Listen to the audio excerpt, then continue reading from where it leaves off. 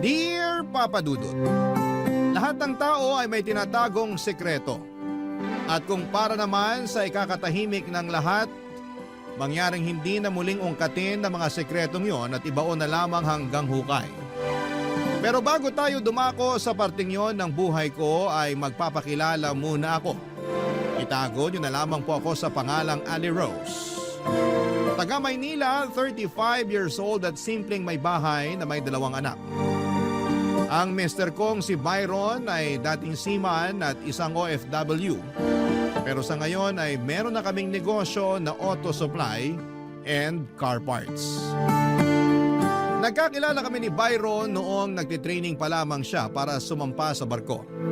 Mabilis lang din kami nagka-developan at nagpakasal bago siya tuluyang umalis. Tapos nabuntis na niya ako kaya naman masayang masaya kami, Papa Dudut. Kaya lang, hindi pa rin ako gaanong kakampante na iiwan niya ako habang nagtatrabaho siya. Dahil nga first baby namin yung dinadala ko. Praning ako, paano na lamang kung may mangyari sa akin tapos ay nasa malayo siya. Nang mga panahong yon ay nagrenta kami ng apartment sa Pasig at wala akong malapit na kamag-anak dahil lahat ay nasa probinsya namin sa Romblon.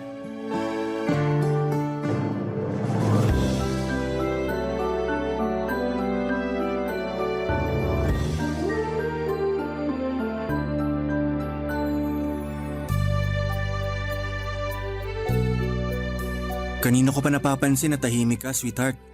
Pagod ka ba? Hindi naman. Ikaw nga halos naglaba tsaka naglinis ng bahay. Paano ako mapapagod? Siyempre, gusto kong pagsilbihan ng asawa ko eh. Naku, ikaw talaga? Totoo kaya yun? Hindi naman porke lalaki ako, hindi na ako marunong sa mga gawaing bahay. Turo sa amin ng nanay namin, tulungan daw namin ang magiging asawa namin sa paglalaba, pagluluto at paghuhugas ng pinggan para hindi raw kami iwanan. Hindi naman kita iiwan dahil lang doon. Pero thank you sa mga tulong mo. Lalo na ngayon nabuntis ako. Madali ako makaramdam ng kung ano-ano sa katawan. Kaya nga eh, pero excited na talaga ako maging tatay. Excited na rin ako sa pagdating ng baby natin. Pero hindi ko pa rin maiwasang matakot. Matakot saan? Kasi kailangan mong umalis. Iiwan mo ko mag-isa dito sa apartment natin. Kahit na kaya ko naman, natatakot pa rin ako. Sweetheart. Hindi ba talaga pwede na dito ka na lang sa malapit magtrabaho? Huwag ka nang sumampa ng barko. Hindi pwede. Kasi nakapirma na ako ng kontrata. Tsaka sayang naman yung oportunidad. Ang tagal ko rin hinintay yun eh. Pero paano kami ng anak mo? Paano ako? Lagi naman kitang tatawagan para kumustahin. Mabilis nang nalilipas yung mga araw. Hindi mo na lang mamamalayan na nakababa na pala ako. Iba pa rin yung nandito ka lang at kasama ko tuwing gabi. Nalulungkot din naman ako. Ayoko rin kayang malayo sa'yo lalo na kakakasal lang natin at magkakaanak pa. Pero kung dito lang ako magtatrabaho, hindi tayo makakaipon agad ng pera para sa panganganak mo. Di ba marami pa tayong pangarap sa buhay? Oo. Gusto natin makaipon para makabili ng sariling bahay. Gusto rin natin maibigay sa anak natin yung mga pangangailangan niya. Lahat ng yun ay mangyayari lang kapag malaki-laki ang sweldo ko. Aminin na natin na napapagaan ng pera ang buhay ng mga tao. Alam ko naman yun. Pasensya ka na kung masyado lang akong emosyonal. Alam ko na lahat ng mga ginagawa mo ay para sa pamilya natin. Tama. Lahat yon para sa pamilya natin. Kaya nga aalis muna ako. Magtatrabaho kahit malayo sa inyo para sa pagbabalik ko kahit paano, meron na tayong matupad sa mga pangarap natin. Kahit paunti-unti basta mahalaga umuusad. Salamat sa pagiging responsableng padre de pamilya. Napakaswerte namin dahil sa'yo. Ako ang swerte sa inyo. Basta, kung hindi mo na kayang mag-isa rito sa apartment, welcome ka dun sa bahay namin sa Binangonan. Kinausap ko na si Mama. Gustong-gusto ka nga niya umuwi ron para maalagaan ka niya habang nagbubuntis ka eh. Talaga? Hindi ba nakakahiya sa kanya? Hindi yun. Bakit ka naman mahihiya? Nanay ko yun. Siyempre, hindi naman mawawala yun eh. Sabi ko nga, gustong-gusto ni Mama na umuwi ka doon. Kaya sabihan mo lang ako kapag mahirapan ka rito ha. Alam mo namang importante sa akin ang kapakanan mo at ang magiging anak natin. Basta pangako mo, mag-iingat ka dun sa barko, okay? Oo, pangako yan. At huwag kang mambababae. Sweetheart naman, gwapings lang tong asawa mo pero hindi ako babaero.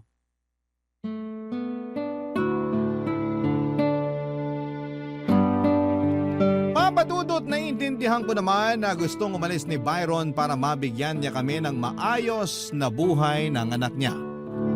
Ramdam ko sa mga salita niya na desidido siya at nakikita ko ang determinasyon sa kanyang mga mata. Ako rin naman, Papa Dudut, gusto kong makapag-ipon kami ng pera para sa kinabukasan ng aming anak. Kaya kahit takot ako mag-isa, nilakasan ko ang loob ko. Pumayag na rin akong tumira muna kasama ang mama niya na nasa Binangonan, Rizal ng mga panahong yon. Lalo na noong nag 6 months na ang tiyan ko. Mabait naman ang nanay ng mister ko. In fact, ay todo asikaso siya sa akin noong nandun ako sa bahay nila. At hanggang sa mga anak ko ay hindi ako pinabayaan ng mother-in-law ko. Naisip ko nga kung nasa malapit lang sana ang mama ko. Pero kahit na nasa malapit lang siya, hindi kami in good terms, lalo na noong nagdesisyon akong umalis sa probinsya namin sa Romblon para magtrabaho sa Maynila. Mahabang kwento pero galit siya sa akin kasi hindi ko sinunod yung gusto nilang mangyari ng tatay ko na ipakasal ako sa mayamang taga doon lang din sa amin. Ang bata-bata ko pa noon at nangarap akong makapagtapos ng pag-aaral. Pero hindi na noon natupad dahil mas ginusto ko na lamang na magtrabaho. Naging waitress ako sa isang resto bar at doon kami nagkakilala ni Byron.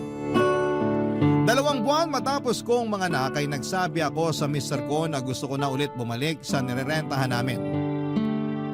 Nang time na yon kasi, Papa Dudut, ay umuwi sa bahay ng mother-in-law ko ang panganay niyang anak na lalaki na may pagkabatugan at bossy kong umasta. Kaya na ako hindi na sinasanto. Kaya bago ko pa siya mapatulan ay nag-decide na akong umalis na lamang sa kanila. Kahit mahirap ay nag-adjust rin ako ng mga panahong yon. Kinaya ko alang-alang sa peace of mind ko, Papa Dudut.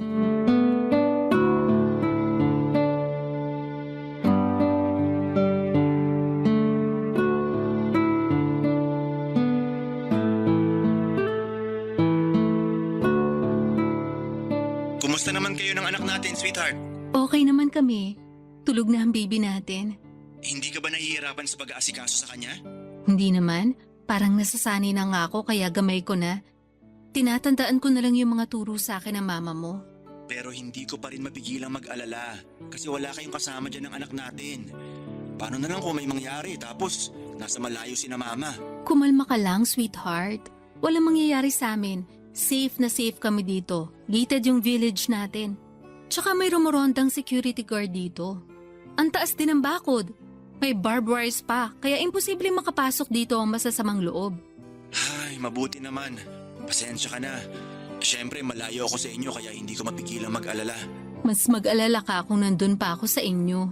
Bakit naman? Ay, ayoko namang lumabas na sumbongera o sirain yung pamilya nyo pero yung kuya mo kasi, simula nang mawalan siya ng trabaho at tumira dun sa bahay nyo, gabi-gabi na lang naglalasing. Tapos kung sino-sino pang lalaki yung pinapapasok niya sa bahay, mga kainuman niya na karamihan, kakakilala pa lang niya. Talaga? Nakakainis naman si kuya. Oo. Ayoko lang din sa kanila ginagawang yosehan yung bahay. May hika si mama tapos may baby rin. Hindi mapakiusapan ng kuya mo, madalas pang galit lalo paglasing. Kaya hindi ko na natagalan yung ugali. Kilala mo ko, baka mapatulan ko pa yon pero tinikom ko na lang yung bibig ko kasi nga, kapatid mo pa rin naman siya. Sana sinabi niyo sa akin para ako na yung kumausap kay kuya. Hindi naman siya makikinig sa'yo eh. Di ba sabi mo, sarili lang niya ang pinapakinggan niya? Ay, oo. Ganun yung ugali nun. Ultimo si mama, hindi niya pinakikinggan. Lagi rin niya sinasagot. Lakas makabastos. Kaya nga laking luwag namin nung umalis yun sa bahay eh. Tapos umuwi na naman pala. Ganun siguro talaga. Hindi mawawala sa isang pamilya yung magkaroon ng kapatid na sakit sa ulo. Sa inyo bang magkakapatid? Sino yung sakit ng ulo? Ako yata. Paano mo naman nasabi? Siyempre, hindi ko sinunod yung gusto ni nanay at tatay. Napakasalan yung kakilala nilang mayaman. Hello, 18 anyos pa lang ako noon. Ang bata-bata ko pa tapos gusto nila agad ako mag-asawa. Sobra naman sila. Sinabi mo pa. Tsaka ayokong tumira at tumanda doon sa amin. Bakit? Kasi pangarap kong makita at marating ang Maynila. Kaya nga buti na lang talaga, nangailangan ng trabahador sa resto bar niya yung kaibigan ng tiyahin kong taga rito sa Pasig. Kaya ka sumama papunta riyan? Oo. At kaya rin nagalit sa akin yung mga magulang ko. Pero matagal na yon. Ilang taon na rin yung nakakalipas. Hindi pa rin ba kayo nagkakabate? Mahirap na kasi talagang ibalik yung dati naming samahan kahit na sabihin mo mga magulang ko sila. Para sa kanila, suwail akong anak. Feeling ko nga, tinakwil na nila ako nung araw na umalis ako sa probinsya namin sa Romblon at tumapak dito sa Maynila. Ganun ba? Nakakalungkot naman. Oo, pero hindi ko na yung masyadong iniisip. Nakaraan na yon. Ang mahalaga sa akin yung pamilyang binubuo natin sa ngayon. Mahalaga rin kayo sa akin, sweetheart. Kaya nga nangangako ako na iingatan at aalagaan ko kayo ng anak natin. Ako rin, iingatan at aalagaan ko ang sarili ko at ang anak natin hanggang sa pagbabalik mo. Papadudot, thankful ako kasi palaging tumatawag sa akin si Byron ng mga panahong yon para kumustahin kaming mag-ina. Malaking bagay yon sa akin dahil dumaan ako sa postpartum at nakababaliw yon lalo na kung wala kang makausap. Pumupunta naman sa nirerentahan namin ng mother-in-law ko para sikasuhin ako at ang aking anak. Kaya nga nagpapasalamat din ako sa kanya ng husto dahil kahit matapos kong umalis sa kanila ay hindi niya pa rin ako pinabayaan. Kinaya ko pa rin naman kahit na madalas ay may mga gabi na umiiyak ako dahil nami-miss ko na ang mister ko. At nadadagdagan lang ang tampo ko sa kanya kapag walang signal sa barko. Dahilan para hindi ko siya makausap sa cellphone. Ewan, naging sobrang clingy ako sa kanya noong nakapanganak na ako. At sobrang hirap talaga ng sitwasyon namin na malayo siya, papadudot. Barangay Love Stories. Barangay Love Stories. Papadudo, 3 months na noon ang anak namin nang makapagbakasyon si Byron. Sobrang saya ko kasi makakasama namin siya ng halos 3 buwan bago ulit siya sumampa sa barko. Kaya nga sinamantala talaga namin ang pagkakataon na sulitin ang bawat sandali na magkasama kami para mag-bonding dahil alam ko na kapag umalis ang asawa ko ay mami-miss ko na naman siya. At hindi nga ako nagkamali dahil grabe yung iyak. Iyak na naramdaman ko at lungkot matapos ang bakasyon niya. Ayoko na talaga siyang paalisin noon pero hindi po pwede. Sa aming dalawa ay siya lang ang may stable na income at marami pa kaming pangarap para sa pamilya namin. Kasama na nga doon ang makapagpatayo ng sarili naming bahay. Nang nakapagbakasyon ulit si Byron pagkalipas ng 9 na buwan ay nag-decide siya na tumigil na sa pagbabarko. Sa halip ay gusto naman daw niyang subukang mag-OFW. Siyempre mas lalong ayaw ko kasi mas matagal ang kontrata na mga ganon. Pero desidido ang asawa ko lalo pat maganda raw ang offer sa kanya. Sa ganoon ay mas makakapag-ipon kami ng pera. Kaya sa huli ay pumayag na lang din ako, papadudot. Nagmekaniko sa Japan ang asawa ko at tumagal din siya ng 3 taon bago muling nakauwi sa Pilipinas.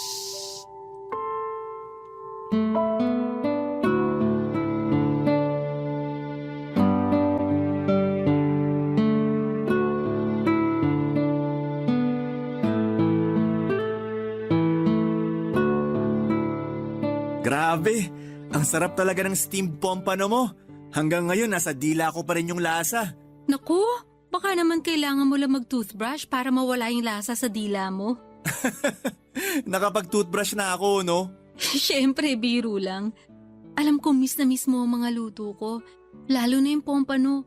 Kaya nga sinarapan ko talaga ng gusto eh. Oo, miss na miss ko nga. Masasarap naman pagkain dun sa Japan. Pero iba pa rin dito sa atin. Lalo na kapag luto ng misis ko. Nambola ka pa? Hindi kaya yun pambobola. Pagsasabi lang yun ng totoo. May iba tayo. 3 taon ka rin sa Japan. Babalik ka pa ba uli doon? Tungkol sa bagay na yan, oo, babalik pa ako. Akala ko ba ayaw mo na? Kasi namimiss mo na kami ng anak mo. Oo nga. Pero kulang pa kasi ipon nating pera, sweetheart. Habang tumatagal, mas nagmamahal yung presyo ng pangarap nating lupa't bahay. Pwede naman kasi nating hulug-hulugan. Hindi natin kailangan bilhin ng isang bagsakan. Hindi ko kasi alam yung kalakaran sa ganyan. Paano kung mawalan ako ng trabaho habang hindi pa tapos yung paghuhulog natin? Pwede naman tayong kumonsulta sa mga ahente tungkol sa bagay na yan. Para mas alam natin yung gagawin. Ewan ko. Wala akong tiwala sa mga ahenteng yan. Yung iba kasi sa kanila, in-scam ako. Ha? Paano? Basta, ayoko na lang ikwento kasi kinalimutan ko na nga yun. Hindi naman lahat ng ahente ganun. Baka nakatsyempo ka lang nang wala sa puso yung ginagawang trabaho. Kumbaga, pera lang ang habol tapos pinababayaan na yung mga kliyente pagkakuha ng komisyon. Kaya nga yun ang dahilan kung bakit gusto ko pang bumalik sa ibang bansa. Tsaka mag-aaral pa yung anak natin. Mas lalaki lalo yung mga gastusin natin. Ang akin lang naman, lumalaki na yung anak natin. At kahit na-explain ko naman sa kanya na ikaw ang tatay niya, na kailangan mong umalis para magtrabaho sa malayo, ilang pa rin sa'yo yung bata? Sa umpisa lang naman yun kasi nga ngayon lang niya ako nakita. Matagal din ako sa Japan bago nakapagbakasyon kasi nag-pandemic pa. Yun nga. Sana nga kasi ayoko namang lumaki siya na malayo ang loob sa'yo. Hindi mangyayari yon kasi sabi mo alam naman niya na ako yung tatay niya. At pinaliwanag mo sa kanya yung dahilan kung bakit kailangan kong umalis at magtrabaho sa malayo, di ba? Oo, sabi ko, para rin naman sa kinabukasan niya. Tama. Pero naisip ko rin na masyado pa siyang bata para maintindihan yon. Kaya nga gusto ko sana na dito ka na lang sa ating magtrabaho. Sweetheart, alam mo namang maliit ang sweldo rito sa atin. Pwede naman tayo magbawas ng pinagkakagastusan natin para mapagkasya yung kikitain mo sakaling dito ka na nga magtrabaho. Ayoko pa rin. Kasi kaya nga ako nag-abroad para mabigyan kayo ng maalwang pamumuhay. Tapos gusto mo magtipid tayo para lang mapagkasya yung sasahurin ko? Pamilya lang naman natin yung iniisip ko. Pangarap mo ba na habang buhay nasa ibang bansa, yung malayo sa amin ng anak mo? Hindi. Pero habang kaya ko pa, habang may lakas pa ako para makapag-ibang bansa, at habang may pagkakataon pa, susunggaban ko. Bahala ka na nga. Tiis lang muna, sweetheart. Papasaan din ba na magkakasama rin tayo pagdating ng araw? Sige, pero sana dumating yung araw na yun. Pero habang hindi pa dumarating yung araw na yon, wag na natin aksayahin yung pagkakataon na pwede tayong mag-bonding. Ha? Anong banding ka dyan? Gabi na kaya? May balak ka pa bang puntahan? Wala. Pero sa'yo may balak ako. Masahihin mo ako. Tapos mamaya, ikaw naman yung mamasahihin ko. Papadudot, sobrang sabik na sabik kami sa isa't isa ni Byron kaya sinulit namin ang mga bawat sandali na masosolo namin ang bawat isa. Ang saya-saya ko talaga kapag kasama ko ang asawa ko at aminado akong ayoko na ulit siyang umalis para magtrabaho abroad. Pero kaunti pa lang ang ipon namin. Hindi pa nga yun sapat para makabili ng bahay ng isang bagsakan. Bukod doon ay siya rin kasi ang sumusuporta sa pamilya niya at nagpapaaral sa iba niyang pamangkin. Kaya hindi buong napupunta sa amin ang lahat ng sweldo niya. Ang totoo, Papadudot, ay minsan na naming pinagtalunan yon.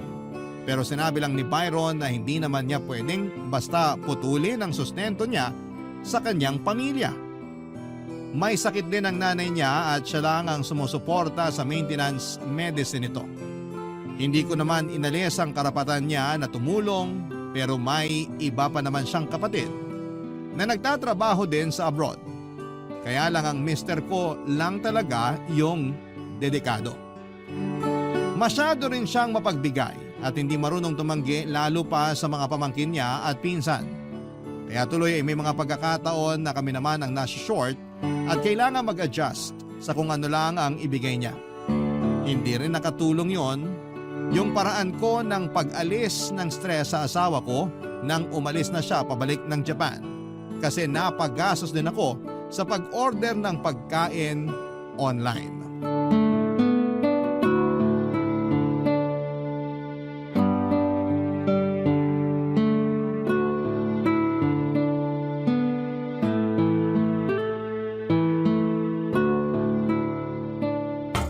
Tao po!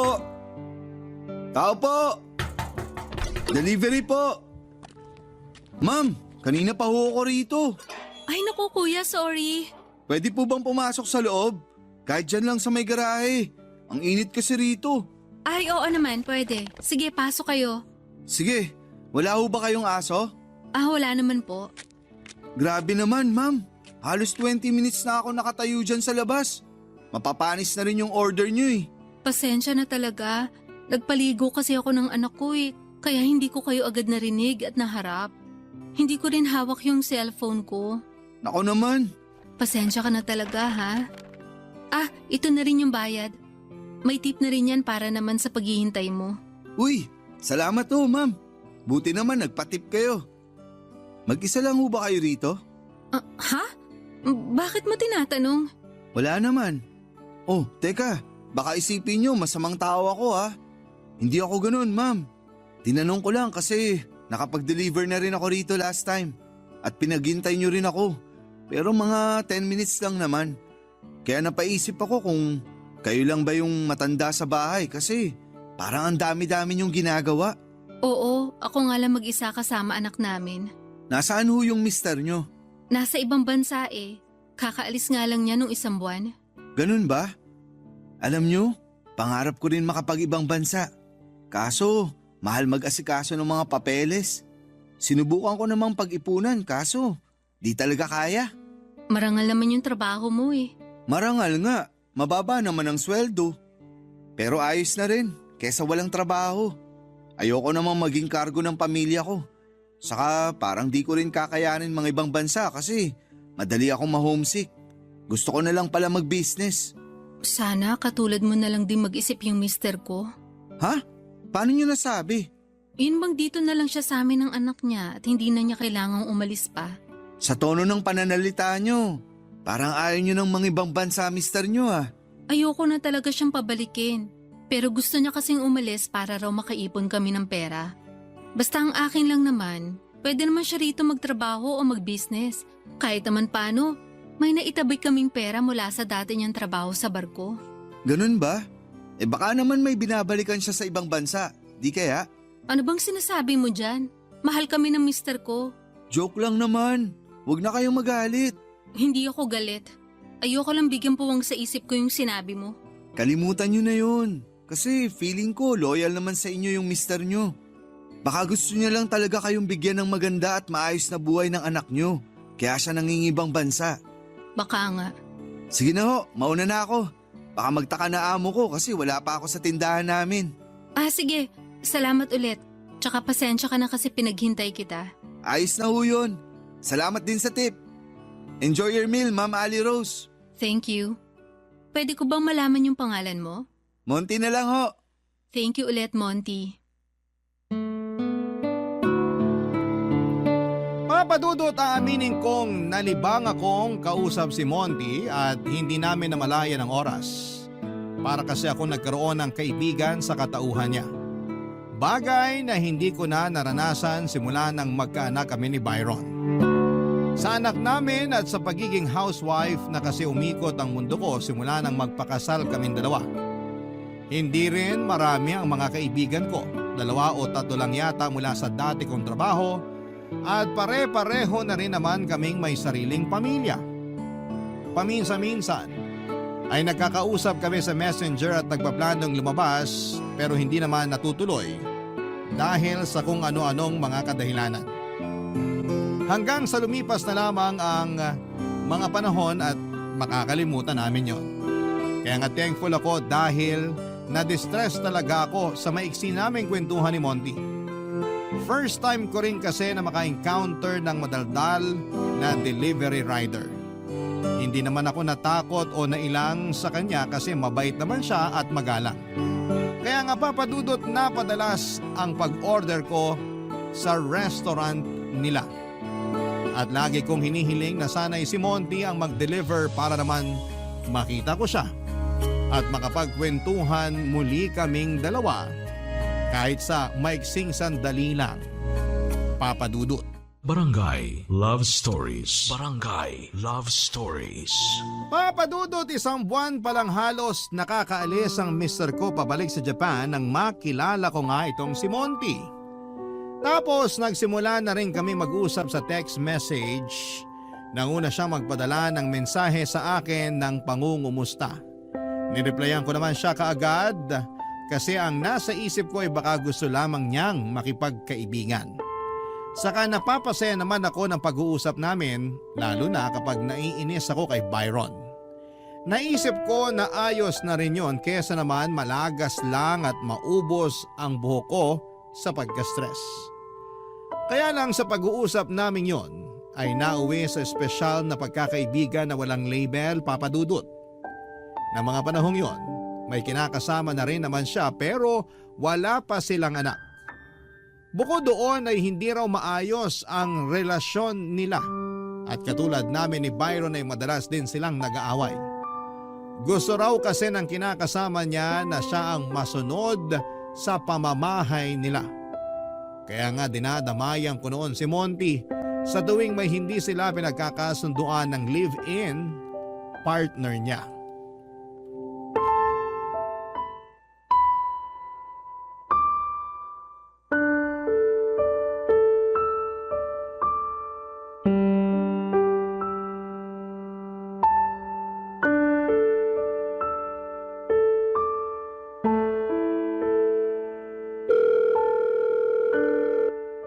Monty, sagutin mo na yung tawag ko. Nasaan ka ba kasi?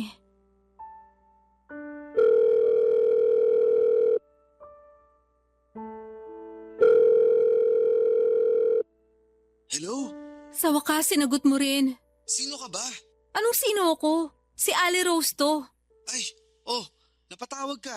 At bakit ganyan ang tono mo sa akin? Anong gusto mo? Maglambing-lambingan ako sa'yo. Nandito kinakasama ko. Saka bakit ka ba tumawag? Buti na lang ako yung nakasagot, kundi yari tayong dalawa. May sasabihin kasi ako sa iyo, Monty. Ano ba yun? Mahalaga ba yun? Oo. Ano nga? Sabihin mo na para matapos na tong usapan natin. Mauhuli pa ako ng kinakasama ko eh. Buntis ako. Nabuntis mo ko. Ha? Sigurado ka ba dyan? Oo, sigurado ako. Kasi dinatnan pa ako last month. Nako, naloko na. Anong gagawin natin ngayon? Hindi ko alam. Natatakot ako na baka hiwalayin ako ng mister ko pag nalaman niya. Hindi ko rin alam yung gagawin natin.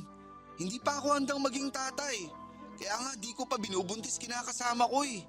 Kaya pababayaan mo ko ngayon? Baka nakakalimutan mo, dalawa tayong bumuo sa batang to. Hindi ko naman nakakalimutan yun, no? Nalilito pa kasi ako.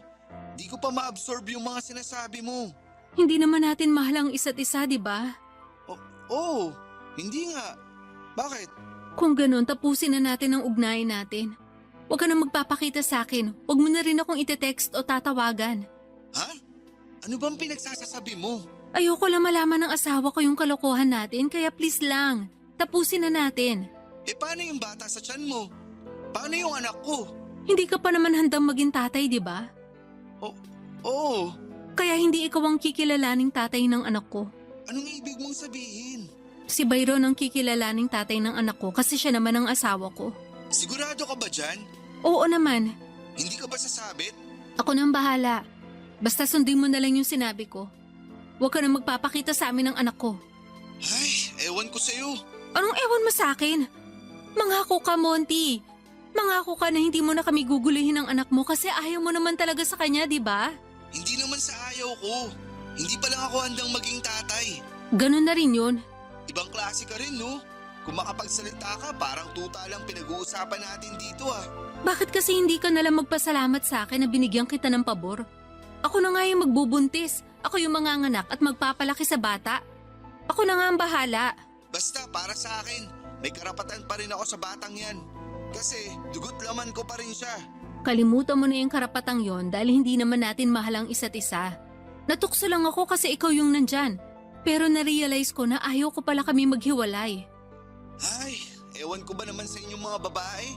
Tapos sa amin kayong mga lalaki may ganang magalit kasi nambababae kami. Kayo rin naman, marunong mga liwa. Pareho lang naman tayo ng aliwa ah. Kasi may kasalanan ka rin sa kinakasama mo. Kaya kung ayaw mo malaman niya, ilibing na lang natin sa hukay tong sikreto nating to. Pagkakaintindihan ba tayo? Bahala ka na nga. Mangako ka muna, Monty. Bakit kasi ang dami mo pang arte? Sige no, gusto ko lang na may panghawakan. O sige na, sige.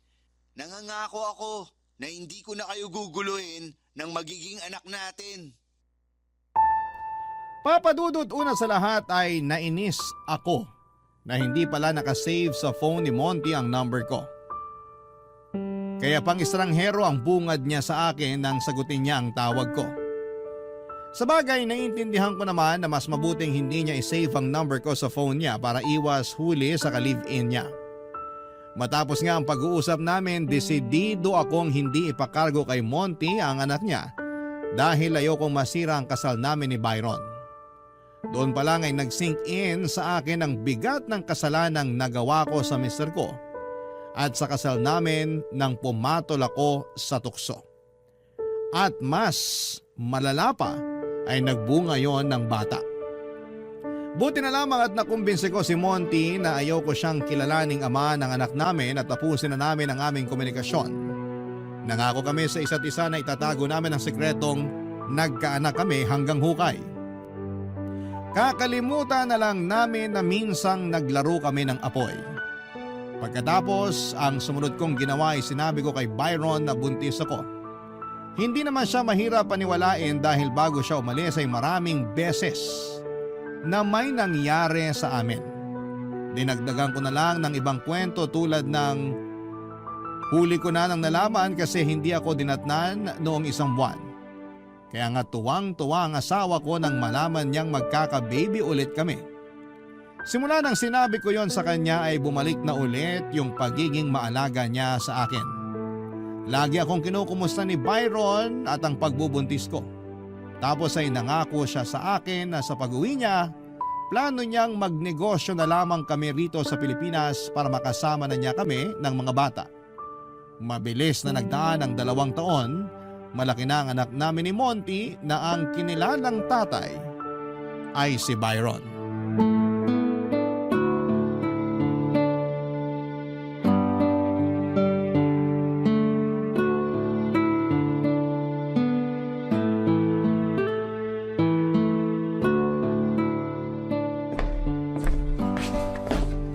Good morning, sweetheart. Good morning din, sweetheart. Bakit nagising ka na? Naramdaman ko kasi na wala ka na sa tabi ko. Akala ko kung saan ka na pumunta. Maaga pa. Madilim pa nga sa labas. Hindi lang kasi ako makatulog. Bakit? May problema ka ba? Teka, tabihan nga kita dyan sa sofa tapos kwento mo sa akin yung problema mo. Wala naman akong problema. In fact, masayang-masaya ako kasi sa wakas hindi ka na aalis. Hindi mo na kami iiwan ng mga bata. Marami akong na-realize nung nasa Japan ako. Tulad ng? Na nakakapagod magtrabaho tapos wala akong pamilyang mauuwian kasi nasa malayo ako. Inspirado naman ako sa araw-araw pero iba pa rin pala kapag kasama, nayayakap at nahahalikan ko kayo ng mga bata. Simula nang dumating yung bunso natin, naisip ko na talaga na hindi na ako babalik sa Japan kasi ayoko namang pati siya lumaking malayo ang loob sa akin, katulad ng kuya niya. Kaya nga salamat kasi nakinig ka na sa akin. Oo, akala ko kasi hindi maganda yung idea mo nung una at nakafocus lang ako sa pagtatrabaho para kumita ng pera. Pero natutuhan ko na mas mahalaga pa rin ang pamilya. At kayo ang pamilya ko ng mga bata, sweetheart. Mahalaga ka rin sa amin. Alam ko kung gaano ka karesponsabling tatay sa mga anak natin at anak sa nanay mo. Ikaw rin yung paboritong tito ng mga pamangkin mo at karamihan sa mga kamag-anak mo itinutulungan mo. Oo, pero noon yun. Kasi panahon na naman para tumayo sila sa sarili nilang mga paa. Tutulungan ko pa rin naman sila pero sa abot na lang din ang makakaya ko. Totoo naman, hindi mo kailangang suluhin ng lahat, lalo na kung may kakayanan na sila. Oo, at naiintindihan naman nila yon kaya ayos naman kami. Mabuti kung ganun. Basta ang focus at ang priority ko sa ngayon ay ang pamilya natin. Palalaguin ko yung negosyo natin para makapag-ipon tayo ng pera para sa kinabukasan ng mga bata. Hindi mo naman kailangang suluhin yung pagtatrabaho, sweetheart. Nandito ako, tutulungan kita. Pwede akong pumunta o tumao sa tindahan natin. Hindi na. Nakakapagod kaya yun. Tsaka gusto ko focus ka lang sa mga anak natin. Kami na ang bahala dun sa tindahan. Sige, pero plano ko sana magtinda-tinda rin ng pagkain online. Talaga? Ano namang pagkain ang ititinda mo? Mga pastries, mga cake. Pero matagal pa naman yon kasi gusto ko munang matuto pa. Para naman hindi ako mapahiya sa mga magiging customer ko. Kung gano'n mag-enroll ka sa baking class para mas matuto ka pa. Yun nga rin ang plano ko. At susuportahan kita kasi alam ko may potensyal ka. Talaga? Oo naman. Ang sarap mo na nga magluto. For sure, mas magiging masarap ang mga produkto na ibibake mo. Salamat, excited na ako. Para ako nabuhayin ng dugo. Maghahanap na ako ng short-term course sa baking na pwede kong kunin. Yung maluwag lang din sa schedule para hindi ko mapabayaan yung mga anak natin. Sige, pero mamaya na yan. Maaga pa. Mabuti pa bumalik muna tayo sa pagtulog. Sa bagay, parang inantok na nga ako. Pero sigurado ka bang wala kang problema? Wala, ayos lang ako. O paano? Tara na sa higaan? Sige, tara. Ay, sandali, sweetheart. May sasabihin pala ako. Ano yun? Kahit na anong mangyari, mahal na mahal kita. Mahal na mahal ko kayo ng mga bata. Mahal na mahal ka rin namin. Pero kung makapagsalita ka parang may mangyayari ah. Wala naman. Emosyonal lang ako kasi buo na uli ang pamilya natin. Sama-sama na uli tayo. At pangako ko sa inyo na hindi ko na kayo iiwanan pa para magtrabaho sa malayo. Papadudot ang totoo, gabi-gabi akong kinakain ng konsensya ko dahil sa pagsisinungaling ko sa asawa ko. Pero wala naman akong lakas ng loob na aminin sa kanya ang katotohanan dahil sigurado masisira ang pamilya namin. Kaya nga pinilit kong kalimutan ang pagtataksil ko sa kanya. Pero may mga pagkakataon na nahihirapan ako lalo na kapag nakikita kong sobrang close ni Byron sa anak namin ni Monty. Mahal na mahal niya ang bata na parabang sa kanya talaga ito nanggaling. At imbes na matuwa, nasasaktan ako kasi pareho kong niloloko ang mag-ama ko. Pero ang totoo, may isa pa talaga akong dilema. Kaya ako napasulat sa programa ninyo. Neto kasing nakaraang buwan ay nagulat ako nang i-chat ako ni Monty sa Messenger at kinukulit na gusto niya raw makita ang anak namin. Nung una ay nagalit ako sa kanya kasi nangako siya sa akin na hindi na niya kami guguluhin pa. Pero nakonsensya naman ako noong sabihin niyang may malubha siyang sakit at baka hindi na raw siya magtagal sa mundo. Kaya gusto niya raw sanang makita ang anak namin kahit man lamang sa picture. Hindi ko na idedetalye ang nangyari sa kanya pero nagdadalawang isip ako kung susundin ko ba ang kagustuhan niya. Ayoko kasi talagang makita o makilala niya ang anak namin pero naaawa naman ako sa kanya. Ano kaya ang pwede kong gawin? Sana po ay mapayuhan ninyo ako. Hanggang dito na lamang po ang sulat ko at sana ay mapili po ninyong i-ere sa programa ninyo sa Barangay Love Stories. Ang inyong forever kapuso at kabarangay, Ali Rose. Dear Papa Dudut, magandang araw po sa inyo at sa mga kabarangay natin na avid listener ng Barangay Love Stories. Ako po si Vivian. 31 years old at taga San Juan. Isa po ako sa mga libo-libo ninyong subscribers online. Libangan ko na talagang makinig ng mga life and love stories ninyo dahil bukod sa nakaka-relate ako rito, ay meron din akong natututuhang aral. Kaya naman naisip ko na magbahagi rin ng sarili kong istorya na kabubulutan ng aral at inspirasyon ng mga kabarangay. Bukod sa akin ay nakikinig din pala sa programa ninyo ang Mama Judy ko. Nasa bahay lang naman kasi siya at ang pinagkakabalahan lang niya ay ang mga pa-order niyang pastries tulad ng cakes, cupcakes at iba pang mga tinapay. Pero wala naman siyang physical store. Habi lang niya talagang mag-bake hanggang sa naisipan naming magbenta dahil masarap naman talaga. At dahil nga sa sipag at tiyaga, samahan pa ng dedikasyon, naging kilala ang mga paninda ni Mama kaya dumami rin ang mga suki niya. Mahal na mahal ko ang mama ko.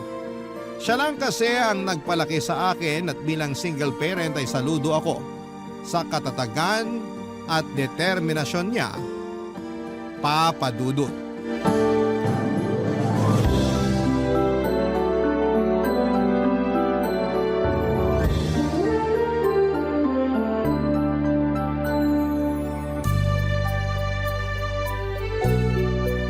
Sakto na ba to? Ilan nga ba order ni Kumare? Hi, Ma! Oh, nandiyan ka na pala, nak. Late ka yata, nakauwi. Opo. As usual, heavy traffic. Weekend na kasi. Pero buti na lang walang pasok bukas. Makakapagpahinga ako from corporate work. Oo nga. Kumain ka na. Nagluto ko ng paborito mong adobo. Wow! The best ka talaga. Pero mamaya na ako kakain. Gusto ko munang ilapat sa sofa tong likod ko. Ay, grabe, ang sarap. Kung makareact naman to, akala mo matanda na. Sobrang sakit pa ng likod mo? Bata-bata mo pa. Pag naranasan nyo mag-commute, hindi nyo na masasabing bata pa ako. Kasi naman, bago ako nakasakay ng UV kanina, pumila muna ako ng pagkahaba-haba. Ilang oras din akong tumayo, kaya pati binti ko nangangalay na. Gusto mo bang pahiran ko ng eucalyptus oil yung binti mo? Naku, ako na po. Mukhang di na nga kayo magkanda ugaga dyan sa mga pa-order nyo eh. Ang dami ah. Ah, ito ba? Oo, para raw sa dibo ng anak ng kumari ko. Kaya nga po, ako na lang magpapahaplas. Pero mamaya na kasi hindi pa ako nakakahubad ng pantalon, oh. So hassle. Hay nako, puro ka talaga mamaya. Sabi niyo nga sa akin, ang buong pangalan ko ay Vivian Mamaya. Tanda ko pa yon kahit matagal niyo nang sinabi sa akin. Buti naman kasi wala ka ng bukang bibig kundi mamaya. Lalim nun ah. May problema po ba? Wala naman. Huhulaan ko. Tungkol ba dyan sa mga pa-order mo? Hindi, walang kinalaman to ron. Sige, sasabihin ko na sa'yo. Ang totoo na stress ako doon sa tatay mo. Bakit po? Sabi na sasamahan daw ako sa pagde-deliver ng mga order sa akin. Pero biglang hindi matutuloy kasi pinapasama daw siya ng asawa niya sa kung saan. Ewan! Hayaan nyo na lang po si Papa. Lagi naman niya kayong pinapaasa eh. Magsasabi na sasamahan kayo tapos hindi matutuloy kasi biglang may lakad sila ng asawa niya. Naisip ko lang naman na sayang kasi makakatipid din ako sa pamasahe. Tsaka siya naman may sabi na kaysa ibayad ko raw sa iba, ihahatid na lang niya ako. Total, invited din naman ako dun sa birthday party. Hanggang ngayon ba naman nagpapapaniwala pa rin kayo sa mga sinasabi ni Papa? Mukha naman siyang seryoso. Mukha lang pero hindi talaga. Parang di nyo kilala si Papa, nuknukan ng sinungaling at paasa. Huwag ka naman magsalita ng ganyan sa papa mo, nak. At bakit hindi? Kasi tatay mo pa rin siya. Basta ako, hindi na naniniwala sa kanya, Ma. Lagi na lang napapako yung mga pangako niya eh. Pinapaasa niya lang tayo, kaya nadala na ako. Tsaka, kaya naman natin yan kahit wala siya. Tutulungan ko kayo. Ako na rin mamamasahe para hindi nyo naalalahanin. Huwag na. Nakakahiya naman sa'yo. Mapapagastos ka pa. Wala pong kaso sa akin yun. Tsaka, pwede po bang tigilan nyo na yung pakikipag-usap nyo kay Papa? I mean, baka kasi malaman na naman ng asawa niya na may communication kayo tapos sumugod na naman yung dito at manggulo. Ayoko na pong maulit na pumunta siya rito tapos pinagsalitaan tayo na masama't masakit. Hindi ko lang kasi mapigilang kausapin ng papa mo. May mga araw kasi na namimiss ko talaga siya. Hindi pa po ba ako sapat? Ano bang sinasabi mo? Siyempre sapat ka na. Yun naman po pala eh. Kaya sana tama na. Tigilan nyo ng paghahabol kay Papa kasi kahit anong gawin natin, hindi niya tayo magiging priority. Kaya nga ako, hindi ko na siya masyadong iniisip eh. Para hindi na rin ako nasasaktan. Sinanay ko na lang sarili ko na wala akong tatay. Sana po ganun din gawin nyo. Mag-move on na kayo sa kanya kasi sino lang ba tayo sa buhay niya? Alam mo, tama ka. Dapat talaga matagal ko nang pinutol ang communication namin eh.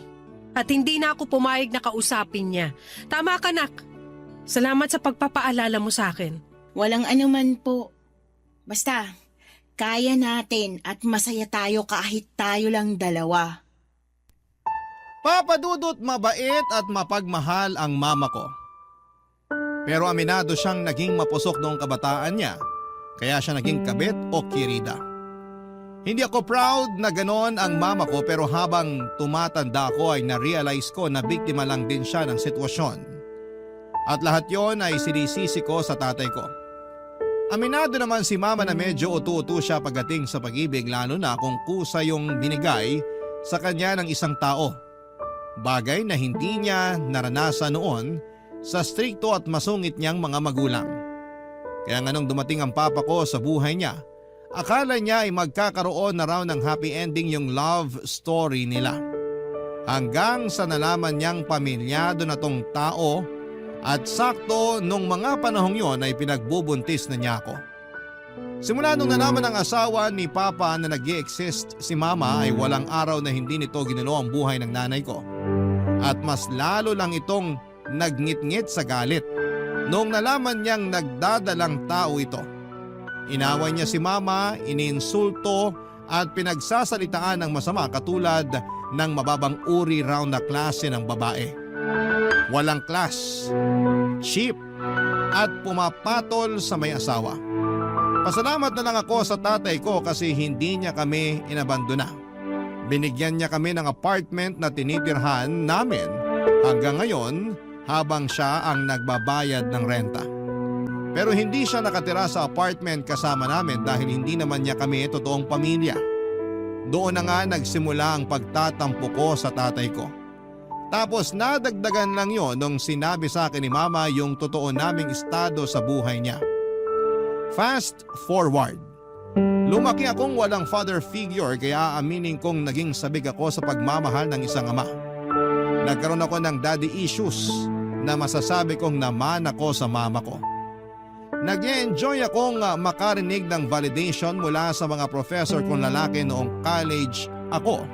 Pero at the same time ay ilag din ako sa kanila. Ewan ko, Papa Dudut, pero meron akong thinking na manloloko lahat ng lalaki. Kaya nga NBSB ako. Nagbago na lamang lahat noong makilala ko si Tommy, supervisor namin sa pinagtatrabahuhan kong private company bilang admin staff, Papa Dudut.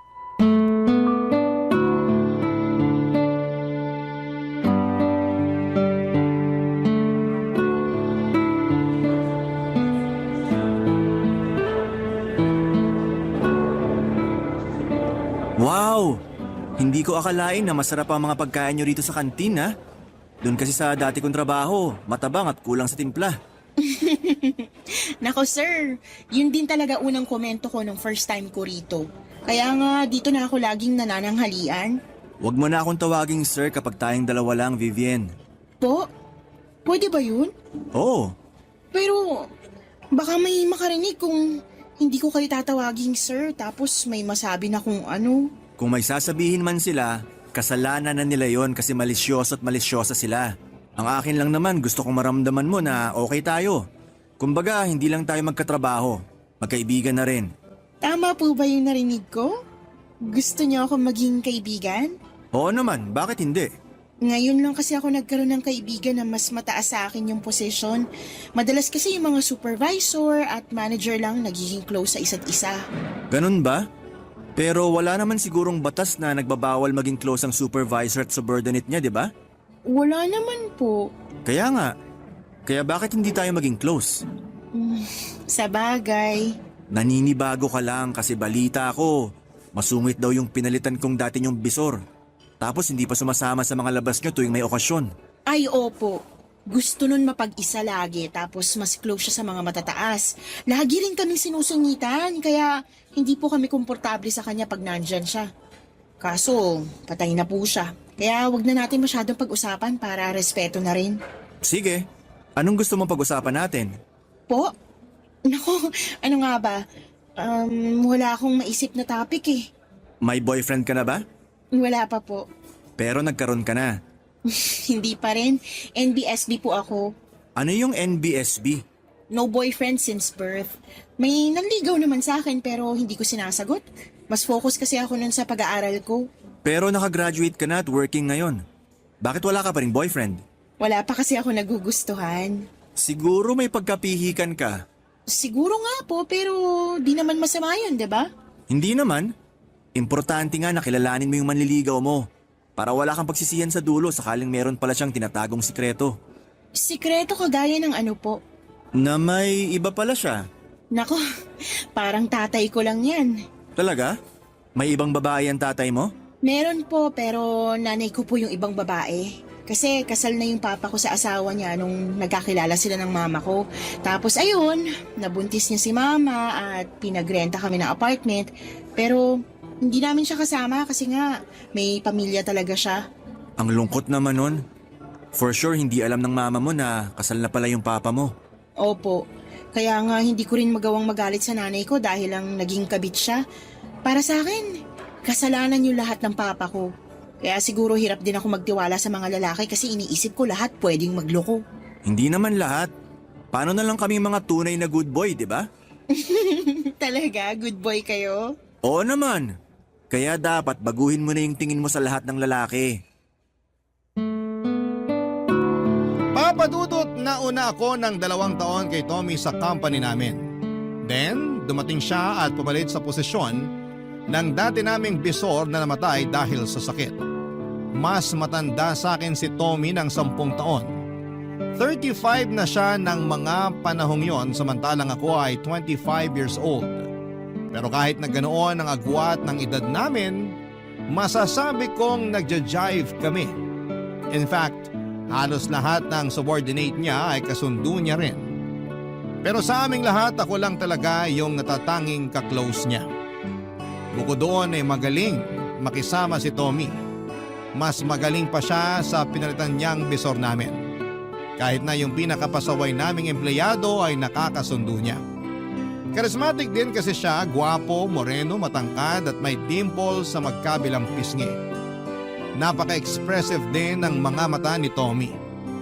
Sa katunayan ay para akong naingkanto kapag tinititigan ko ang mga yon. Tapos ay sasabayan pa niya ng makalaglag panty na mga ngiti. Para akong maiihi sa kilig, papadudot. Ewan ko ba pero simula nang makilala ko si Tommy at naging close kami ay biglang nagbago ang pananaw ko sa mga lalaki. Siguro hindi naman lahat katulad ng tatay kong manloloko, papadudot. Barangay Love Stories. Barangay Love Stories. Papadudot sa loob ng 2 taon ko sa trabaho, mabibilang ko lang talaga yung araw na pumasok ako na may ngiti sa labi. Yun bang excited magtrabaho kasi makikita ko na ulit yung crush ko. Oo, crush ko na si Tommy ng mga panahong yon. Alam ko na crush din siya ng BFF kong bading sa kabilang department, pati na rin yung byuda naming manager. At kahit na nga yung lady guard naming titibo-tibo ay naobserbahan kong todo ang ngiti at pa-cute kapag nagka-clock in at clock out si Sir Tommy. Grabe, ang harot-harot at ang sarap kurutin sa singit. Pero tiwala naman ako na mas marami pa rin ang atensyon na nakukuha ko mula kay Tommy. Dati sobrang saya ko na kapag pinupuri niya yung suot kong damit kasi bagay daw sa akin. O di kaya naman ay sinasabihan niya akong blooming kapag naka-makeup ako. Maganda pa rin naman daw ako kahit simpleng pulbos lang pero mas lalong gumaganda kapag nalapatan na ng kolorete ang mukha.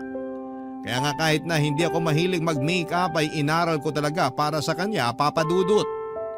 Lahat ng pagbabago kong yon sa loob lang ng 2 buwan ay hindi nga nakalusot sa mapag-obserba kong nanay, papadudot.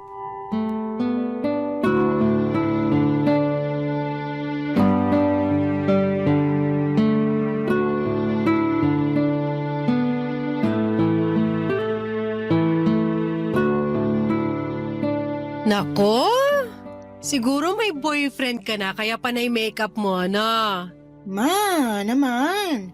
Hindi ba pwedeng dahil feel ko lang kasi maganda pala ako pag naka-makeup? Maganda ka kahit walang makeup. Kaso, mas maganda pala pag meron. Tsaka, baka panahon na rin para matuto ako mag-makeup. Hindi yung pulbos lang at lipstick yung alam kong i-apply sa mukha ko. Okay, pero hindi ako naniniwala na wala kang pinagagandahan. Dumaan din naman ako sa ganyan, nak. Kaya sabihin mo na lang sa akin kung meron ka na bang boyfriend. Mama mo ko, karapatang ko malaman yun. Kinonsensya mo pa talaga ako. Ano na nga? Meron na ba? Wala pa nga po, pero may nagugustuhan na ako. Talaga? Ako, dalaga na yung anak ko.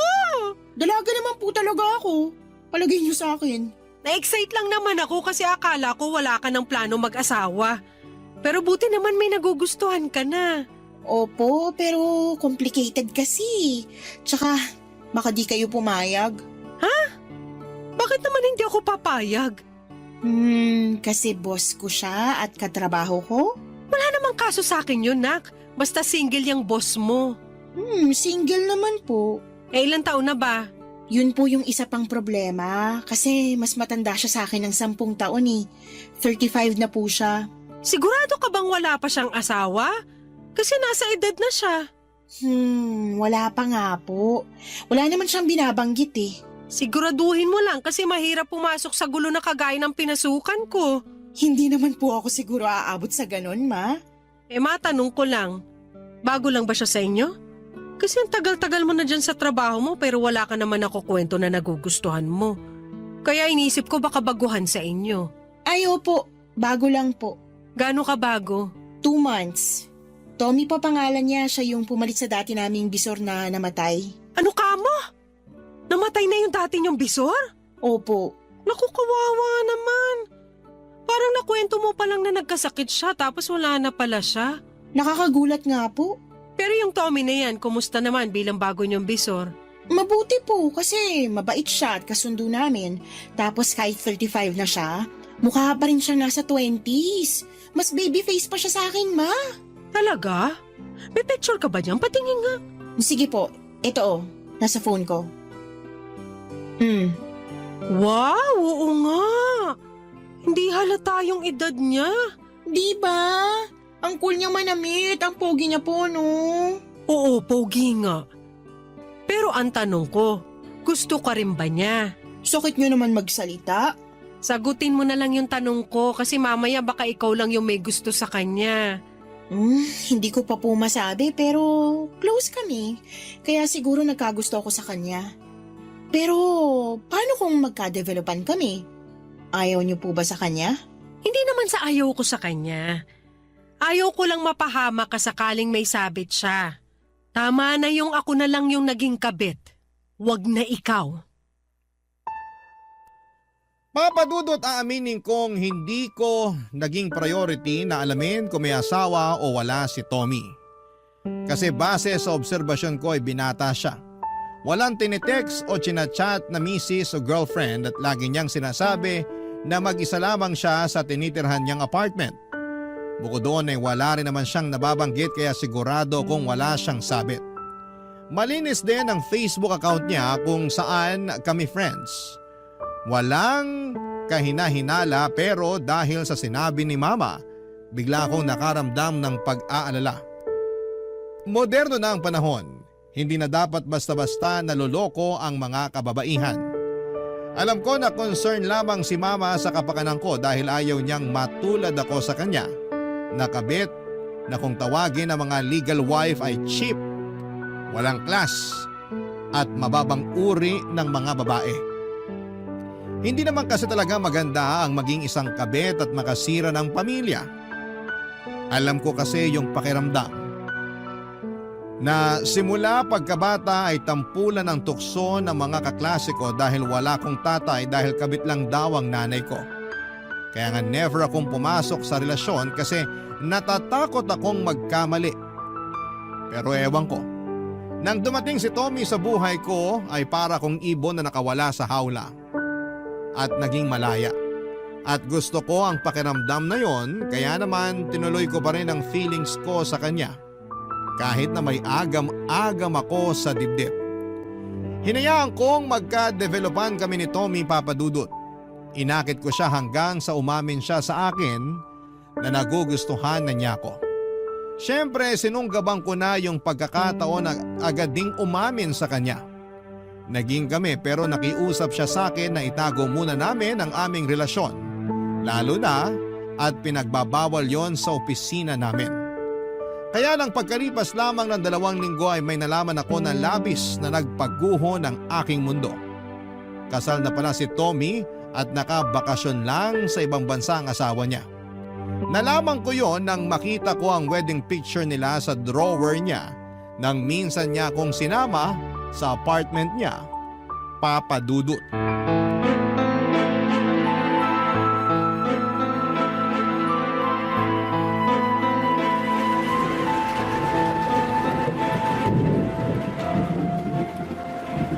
Tommy, sino tong babaeng to? Sino ba yan? Ito. Oh, Magpapaliwanag ako, Vivian. magpaliwanag ka talaga bago ko umalis dito sa apartment mo. At saan ka pupunta?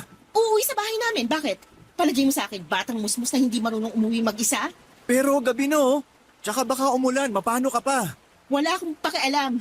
Kaya bago ko gawin yun, magpaliwanag ka na. Sino tong babaeng kasama mo sa picture na to? Asawa mo? Oo. Walang niya ka. Kasal ka na pala. Sorry, okay? Hindi ko nasabi kasi... Kasi bakit mo ba naman sasabihin, di ba? Eh di pag nalaman ko, syempre lalayuan kita. At ayokong layuan mo ko kaya hindi ko na sinabi. Ginawa mo kong kabit, Tommy. Wala kang konsensya. Hindi na rin naman kami okay ng misis ko eh. In fact, wala siya ngayon sa apartment ko kasi mas inuna niya pang puntahan yung peste niyang business trip. Kaya naman pala. Wala palang pusa kaya malikot ang daga. Wag mo naman sabihin yan oh. At bakit hindi ko sasabihin? Kapal ng mukha mo. Akala mo hindi masakit yung ginawa mo. Hindi ko naman sinasadya. Pero wag mo sanang isipin na hindi totoo yung mga pinakita at pinaramdam ko sa'yo. Mahal kita, Vivian. Pero kasal ka nga. Nasa business trip lang yung misis mo, hindi pa kayo hiwalay. Alam mo, mahal din naman kita eh. Pero hindi ko pinangarap na maging kabit. Alis na ako. Ayoko magstay sa lugar na to kasama yung sinungaling na katulad mo. Please, wag kang umalis. Wag mo akong iwanang mag-isa dito. At bakit hindi? Ayusin natin to. Ayoko mawala ka sa akin. Hindi na natin maaayos to kasi nung una pa lang, hindi ka na nagsabi ng totoo. Nakakatawang isipin na panaysabi ka pa sa akin na iba ka sa lahat, na good boy ka, pero hindi naman pala. Kapag naaalala ko yun, mas lalo lang nadadagdagan yung galit ko sa'yo eh. Nagawa ko lang naman yon kasi hindi ko na kayang pigilan yung feelings ko sa'yo eh. Ewan ko pero na-realize ko malaking pagkakamali talaga na pumayag ako magpakasal sa asawa ko kahit hindi ko naman siya mahal. Tuloy nung dumating ka, tsaka naman naging komplikado ang lahat. Kapal na mukha mo, no? Sinisi mo pa talaga ako? Hindi kita sinisisi. Hindi raw, pero rinig na rinig ko kaya. Alam mo, kasalanan mo yan. Ikaw lang naman na nagloko, dinamay mo pa ako. Wala akong kamalay-malay na kasal ka na pala. Tapos wala rin alam yung misis mo na iniiputan mo na siya sa ulo. I'm sorry, Vivian. Patawarin mo na ako kasi nagsinungaling ako. Hindi ko na alam kung paano ka patatawarin. Pero isa lang malinaw sa akin ngayon. Hindi kita pwedeng pagkatiwalaan. Ano malay ko? Marami ka pang hindi sinasabi sa akin. Wala na. Yun lang tungkol sa misis ko. Wow! Akala mo yata maliit na bagay yung tungkol sa misis mo, no? Vivian naman.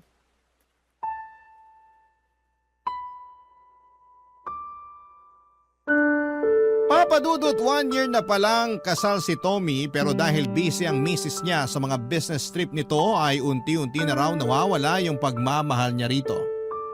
At lahat ng yon ay napunta na raw sa akin. Kaya naman ayaw niyang pumayag na maghiwalay kami.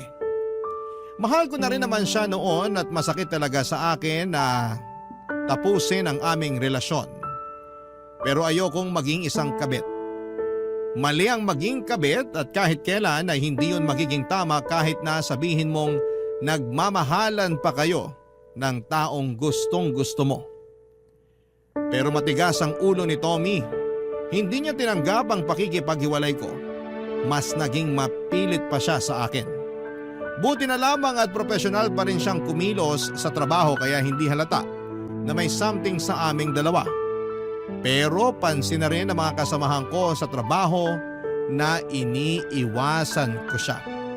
Minsan ayoko na talagang pumasok sa opisina kasi makikita ko na naman siya.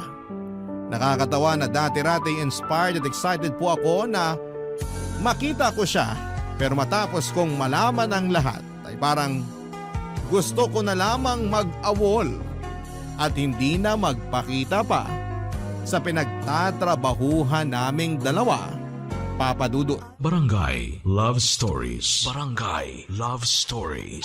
Papa Dudut, dahil makulit at mapilit si Tommy ay pinagbigyan ko siya na makipagkita sa kanya noong nagsabi siya na gusto niya akong makausap. Sakto weekend kaya nagpunta kami sa isang restaurant sa Tagaytay.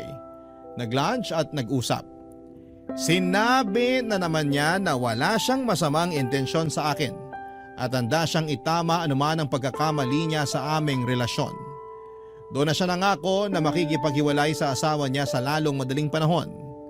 Naramdaman ko naman yung senseridad niya sa bawat salitang binitawan niya, Papa Dudut. Sa katunayan ay naging masaya ako sa pag-uusap namin yon habang kumakain. Hindi ko na lamang namalayan na hinahawakan niya yung kamay ko sa kalagitnaan ng pag-uusap namin. At hinayaan ko lang yon dahil masarap sa pakiramdam. Inihatid naman ako ni Tommy sa bahay namin kasi inabot na kami ng gabi. Alalang-alala si Mama at akala niya ay napano na raw ako. Hindi kasi ako nakapagsabi sa kanya kung saan ako pumunta. Nagsinungaling na lamang ako na may nilakad. Butit hindi na masyado nagtanong pa ang nanay ko. Nagpatuloy ang relasyon namin ni Tommy pero habang tumatagal, imbes na maging masaya ay unti-unti akong kinakain ng konsensya.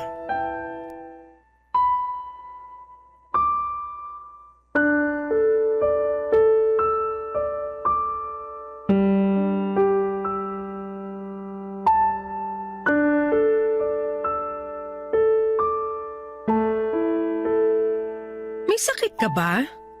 Wala naman po. Bakit po? Kasi hindi na kita nakikita nagme-makeup katulad dati. Manaman eh. Seryoso nga. Tsaka napansin ko mas madalas ka nang nakasimangot kaysa nakangiti. Sabihin mo may problema ka, no? Wala. Ay, huwag ka magsisinungaling sa akin, nak. Kilala kita, nanay mo ko. Opo, may problema nga po ko. Tungkol ba yan sa inyo ni Tommy? Sandali, kumusta pala kayo? Nanliligaw pa rin ba siya? Hindi na po kasi naging kami na. At hindi mo man lang sinabi sa akin? Plano ko naman pong sabihin kaya lang Kaya lang ano? hiwalay na po kami. Bakit? Kasi nalaman ko may asawa na siya. Teka sandali, paano mo nalaman? Nakita ko yung wedding picture nila sa apartment niya. Lagi raw umaalis at nasa business trip yung asawa niya kaya nawala na lang siya ng gana sa relasyon nila. 1 taon pa lang sinakasal. Napakawalang yan ng lalaking yan. Sana noona palang sinabi na niya para nakaiwas ka na. Yun nga, Ma. Kasalanan ko rin naman kasi hindi ako naging maingat. Tapos nagtiwala pa ako at naniwala sa mga sinabi ni Tommy. Ganyan naman yung mga lalaking yan eh. Magagaling magtago ng sikreto. Pero itong Tommy, apaka-amateur. Pero ay mo biglang bumalandra yung wedding picture nila ng asawa niya sa mukha mo. Baka tinuro talaga sa'yo ng anghel mo yon. Kasi gusto kanyang protektahan laban sa lalaking yun, nak. Ewan ko po pero sa ngayon naguguluhan ako. Bakit naman? Akala ko ba hiwalay na kayo? Oo nga po pero nagkausap kami. Nakipag-usap ka sa kanya? Opo, ang kulit niya kasi kaya pinagbigyan ko na. Sigurado ka na nag-usap lang kayo? Opo, nagpunta kami sa Tagaytay nung nakaraang araw. Yung ba yung gabi ka na nakauwi? Opo, Ano naman yung pinag-usapan nyo? humingi siya ng tawad sa akin. Tapos sinabi niya na mahal niya talaga ako. At nangako siya sa akin na hihiwalayan niya yung misis niya. Nako, narinig ko na yung linyahan na yan, nak. Ganyan-ganyan din ang sinabi ng magaling mong ama sa akin noon. O tapos, ano nangyari? Walang hiwalayan na ganap. Ako naman si Gaga, umasa. Nakikipagbalikan po siya at parang gusto ko siyang pagbigyan eh. Pero nakokonsensya ako para sa asawa niya. Saka huwag ka na makikipagbalikan sa tokmol na yan, ha? Dahil baka matulad ka sa akin, nak. Alam mo kung gaano kahirap maging kabit. Dahil kabit ang nanay mo, di ba? At ayokong maranasan mo yun.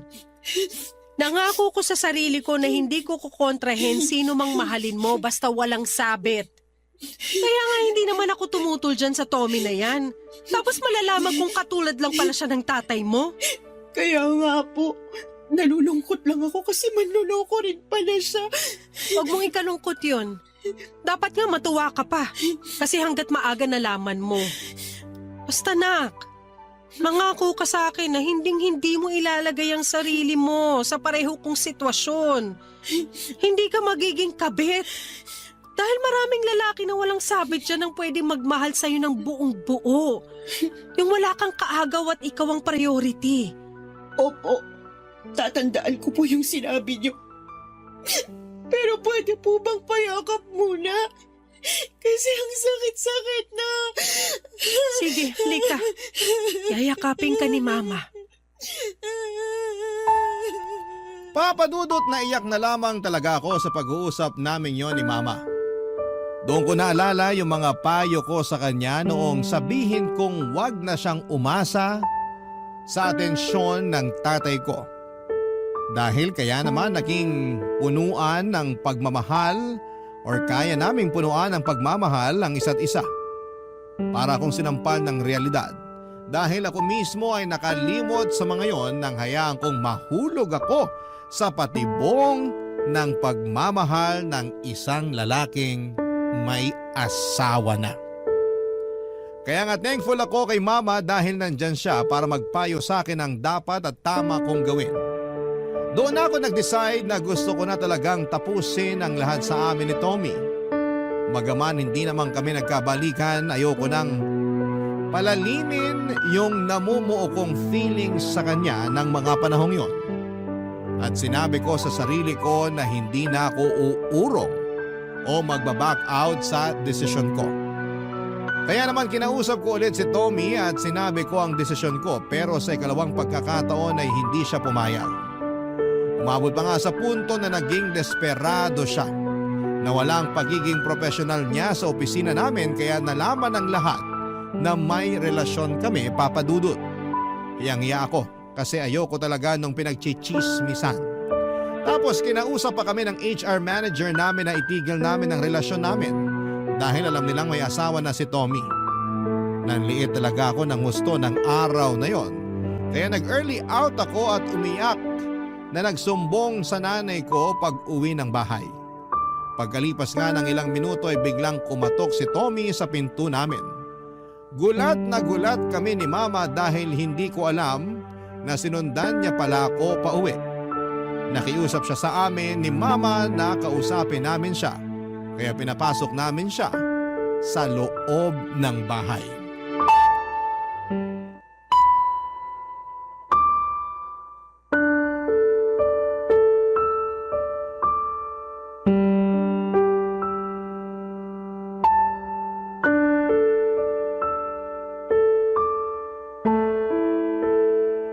Ano pa bang gusto mong pag-usapan natin?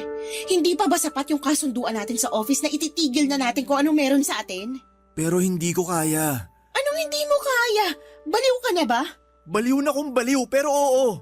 Anong magagawa ko? Mahal na nga kita. Tigilan mo yung pagsasabi mo na mahal mo yung anak ko matapos mo siyang gawing kabit. Hindi niyo po kasi naiintindihan, tita. Anong hindi ko naiintindihan? Sige nga, ipaliwanag mo. Mahal ko nga po yung anak niyo. Tsaka nangako naman ako kay Vivian na hihiwalayin ko yung misis ko kasi ayaw ko na sa kanya. Kung makapagsalita ka, para nagpapalit ka lang ng damit Nakapagluma na o hindi kaya nagsawa ka na, ayawan mo na? Ganyan ba talaga kayo mga sinungaling at manloloko? Para naman kayong baliw, tita eh. Ano sinabi mo? Bakit mo sinabihan ng baliw si Mama? Hirap kasi paintindihin niyang nanay mo. Kung makapang-insulto sa akin at sabihan ako manloloko, akala mo hindi nagpaloko nung naging kabit ng tatay mo. Ang kapal na mukha mong sabihin yan dito sa pamamahay ko mismo! Pasensya na po, okay? Nabigla lang ako. Sinadya mo talaga yon. Hindi nga. Ang lakas ng loob mong pagsabihan ng ganyan si Mama. Lalo lang tuloy ako naiinis sa'yo. Ikaw, alam mo, ang arte-arte mo. Bakit kasi hindi ka nalang magpasalamat na nagustuhan kita? Nasa wakas, nagka-boyfriend ka na. Di ba sabi mo NBSB ka? O ayan, hindi na. NBSB ako dahil ginusto ko, dahil natatakot ako na baka lahat ng lalaki katulad ng tatay ko. Hindi na ako nagkamali dahil mas masahol ka pa sa kanya. Ewan ko ba naman sa'yo kung bakit hinahabol mo pa rin ako? Ayoko na nga makipagbalikan sa'yo. Huwag ka nang umasa na babalik sa'yo ang anak ko! Dahil ako na mismo ang kokontra! Kapal ang mukha mong sabihin na magpasalamat sa iyo ang anak ko kasi nagustuhan mo siya? Hoy! Para sa kaalaman mo, pinalaki ko na mabuti ang anak ko para hindi maging kabit na katulad ko! Kasi alam ko yung hirap ng pagiging kabit! Alam ko rin na mali! Kaya nga gusto ko yung itama! Tapos bigla ka susulpot sa buhay niya? Para lang gawin siyang kabit? Nasaan ang konsensya mong lalaki ka? Ginusto rin naman ng anak niyo yun. Kaya dapat sisihin niyo rin siya. Anong ginusto? Hindi ko ginusto maging kabit mo. Kaya nga nung nalaman kong kasal ka na, nakipaghiwalay na ako sa'yo, di ba? Pero makulit ka. Ayaw mo at pinilit mo pa akong kausapin para makipagbalikan. Walang alam ang anak ko! Binilog mo lang yung ulo niya! Hindi ko nakasalanan kung may pagka-utu-utu yung anak mo. Ano sinabi mo? Kapal ang mukha mo! Akala ko ba nagpunta ka rito kasi gusto mo makipag-usap? Pero bakit ngayon bigla mo na lang kaming iniinsulto at dito pa talaga sa pamamahay namin? Oo nga, pero nagbago na isip ko. Ang arte mo kasi. Hindi ko na alam kung paano pa kita makukumbinsi. Sa pinagsasasabi mong yan sa amin ng mama ko, mas nadadagdagan lang yung dahilan para layuan na talaga kita. Yung tipong kahit pagkakaibigan, hindi ko ibibigay sa katulad mo. Umalis ka na sa bahay namin, Tommy! Tigilan mo na rin ang anak ko, kundi ipapabulis kita! Papadudot umalis din si Tommy sa bahay namin at naiwan kaming nanginginig sa galit ni Mama. Ang kapal ng mukha niyang insultuhin ang nanay ko at pagmukhaing mababang uri ng babae. Dahil lang naging kabit ito. Wala siyang alam sa pinagdadaanan namin at hindi niya alam na lumuha ng balde-balde ang nanay ko nang dahil sa tatay ko. Kaya wala siyang karapatan na pagsalitaan ng ganon si Mama. Nang araw na yon ay galit na galit ako kay Tommy at magpahanggang sa ngayon ay kinamumuhian ko siya. Gusto kong gumanti sa kanya, gusto ko siyang isumbong sa asawa niya, pero hindi ko na ginawa dahil pinayuhan ako ni Mama na baka balikan ako ng misis niya. Na mas paniwalaan nito si Tommy dahil certified sinungaling yon at magaling magpaikot. Kaya nga nanahimik na lamang ako. Mabuti na lang kasi at hindi na regular si Tommy sa posisyon niya dahil sa mga reklamo sa kanya ng iba pang mga empleyado tungkol sa pambabastos. Gulat na gulat ako nang malaman ko dahil wala sa tabas na mukha niya nagagawa ng masama. Pero mukhang nagkamali ako kasi may sa demonyo pala ang ugali niya. Malaki ang pagsisisi ko dahil minsan ako naging kabit. Pero pinarealize sa akin ni Mama na araw-araw ay pwede ako magbagong buhay. At isang araw or isa raw na katapangan na pinili kong ituwid ang aking pagkakamali. Sa kasalukuyan ay may boyfriend na ako na walang sabit at mahal na mahal ako. Ang kwento ko ay isang paalala sa mga kababaihan na huwag nating itolerate ang mali at huwag nating hayaan ang sarili natin na mag-settle for less. Huwag tayong maging cheap o chiphanga. Ayon nga sa BFF kong bading. Dahil ang mga kababaihan ay parang isang obrang maestra. Kailangang paghirapan bago nila makuha ang ating puso. Hanggang dito na lamang po ang aking sulat, Papadudot, at sana'y kinapulutan po ito ng aral at inspirasyon ng mga kabarangay natin. God bless sa Barangay Love Stories and more power sa inyong estasyon. Ang inyong forever kapuso at kabarangay, Vivian.